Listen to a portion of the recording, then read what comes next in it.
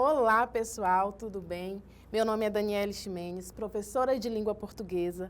Na aula de rotas de hoje falaremos sobre estereotipia, lugar comum e o clichê nas obras literárias. Vamos lá? Acompanha comigo.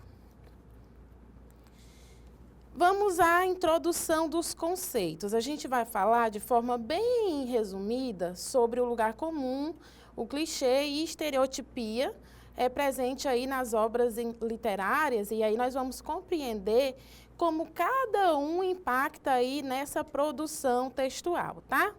O primeiro, vamos falar de definição de estereotipia, que é uma representação simplificada e generalizada baseadas em preconceitos e reduções simples. Vem aqui comigo. Quando a gente fala de estereótipo, é uma visão pré-estabelecida. Então, eu já tenho um conceito ali formado. Eu posso fazer uma breve analogia futuramente, ou daqui a pouquinho, você vai ver que eu trouxe duas obras literárias e que é possível fazer essa comparação. A ideia que tem que ficar na sua mente agora, que estereotipia é justamente esse molde pré-estabelecido, aquele preconceito que eu tenho acerca de determinada personagem, de determinado enredo ali na minha produção literária. Em seguida, a gente tem aqui os estereótipos aí nessas obras literárias, que podem ser vistos em diversos gêneros, desde romances até ficção científica. É mais comum que a gente observe esses estereótipos, tá? Em romances. Quer ver? Eu trouxe aqui para vocês dois exemplos. O José de Alencar aí, com a obra Iracema, e o Mário de Andrade com a obra Macunaíma. Então, vamos lá. Espera aí. Você nunca ouviu falar em Iracema? José de Alencar? Não sabe que ele é do romantismo, da primeira geração? Pois bem, José de Alencar foi um escritor muito famoso e consagrado no Brasil por trazer uma representação aí do povo brasileiro. É justamente essa representação do povo brasileiro que torna esse escritor tão conhecido. Lá na representação da Iracema, que é uma índia que se apaixona por um português, e dessa união, dessa paixão, desse amor, nasce o primeiro brasileiro, nós temos o estereótipo. A narrativa começa, a virgem dos lábios de mel. Então, eu tenho um estereótipo aí dessa personagem, tá bom? Então, ela é como se fosse uma representação idealizada. Ela é a protagonista e se idealiza a sua personagem. Já em Macunaíma, que é uma obra modernista que vem posteriormente ao romantismo, né? Então, o romantismo é a primeira geração, é a primeira escola literária aí, de fato, brasileira. Já no Macunaíma, que é o modernismo, a gente tem a representação do herói sem nenhum caráter. Então, eu tenho a representação do povo brasileiro já com estereótipo, aí, um conceito pré-estabelecido diferente. Por quê? Porque ele é conhecido como herói sem nenhum caráter, quer dizer, ele não tem mais aquele estereótipo de ser perfeito, de ser cavalheiro. E aí diz assim, ó, no fundo da Mata Virgem nasce Macunaíma, preto retinto. E em determinados trechos ali da narrativa, nós observamos que esse estereótipo, esse conceito pré-estabelecido do que é ser brasileiro de fato, vai se modificando e se moldando ao longo do tempo, certo? Em seguida, a gente tem o lugar comum, que é uma ideia ou expressão amplamente aceita, que perdeu a originalidade, por isso que é comum, é o uso excessivo de determinado termo, como aparece aí, ó. O amor é a força que move o mundo. É uma verdade universal, no entanto, ela já não tem mais o mesmo impacto como observado nas primeiras narrativas, tá? Então, ela se manifesta por meio de frases banais que não têm uma profundidade na narrativa. Qual é o problema disso, professora?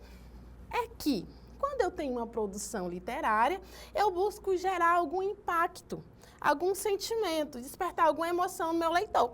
E aí, o que caracteriza a linguagem literária, hein?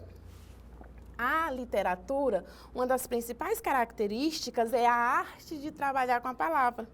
Então, eu escolho dentro da língua portuguesa ou do idioma que eu produzo ali minha obra literária, os termos que mais geram impacto. Então, é a arte de escolher as melhores palavras para expressar o sentimento, a emoção, todo o contexto ali da minha obra. Então, quando eu tenho esse lugar comum, esse impacto, ele não é mais, como eu poderia dizer, é previsível. Então, já é esperado aquela narrativa, tá certo? Em seguida, sobre o clichê explicado, é importante a gente compreender que o clichê, o que é que é? É aquilo que já é usual, é aquilo que já é batido. Por exemplo, quando eu tenho ali uma narrativa, um conto de fadas. Você já deve ter ouvido falar nessa narrativa, não é de um conto de fadas. Sempre tem ali na história um final feliz. Então, eu tenho lá a princesa que se apaixona por um príncipe, que é resgatada ali em uma torre. E ali eu tenho algo clichê, que já é comum, que já é usual, tá certo? Então, na literatura, quando a gente tem umas produções literárias que são mais envoltas nessa questão de quebra de expectativa, fugir do clichê é uma excelente saída. Quer ver? Quando eu vou para obras realistas, por exemplo, e eu pego produções, lá da Europa, de Portugal, como O Crime do Padre Amaro, por exemplo, é comum que a gente observe que a mulher, ela sempre tem um final trágico, quer dizer, ela sempre morre. Por quê? Porque é uma característica específica daquela produção literária. Então, é importante que a gente saiba diferenciar o que é clichê, o que já é comum e o que já é batido, de características específicas de cada escola literária, tá certo? Em seguida, nós temos aí algumas explicações aí de estereótipos, lugares comuns e clichês de aventura.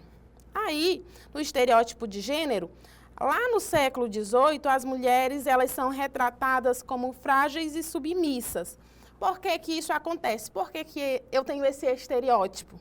Olha lá o século.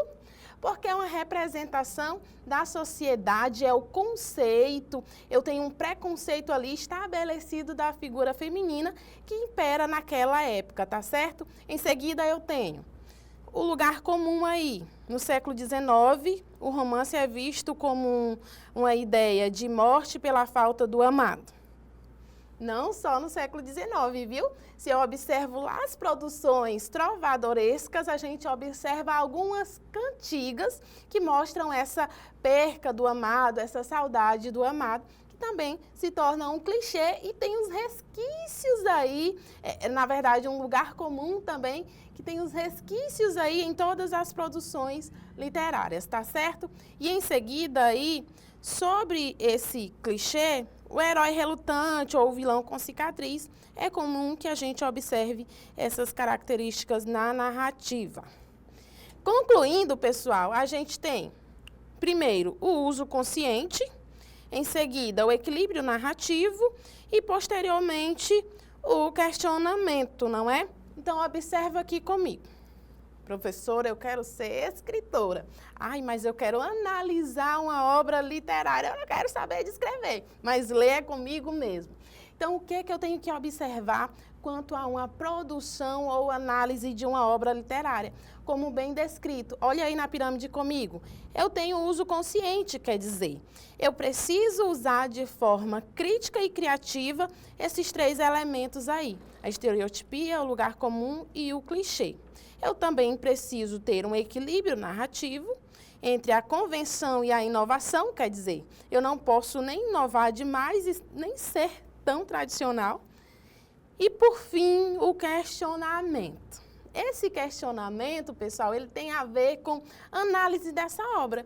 Que críticas eu observo ali? Que construções sociais eu tenho? Tá certo? Então, eu espero que você tenha compreendido o que é estereótipo, o que é lugar comum e o que é clichê nas produções literárias. Então, caso você não tenha entendido, você pode retornar essa aula e assisti-la mais vezes, tá certo? Tchau!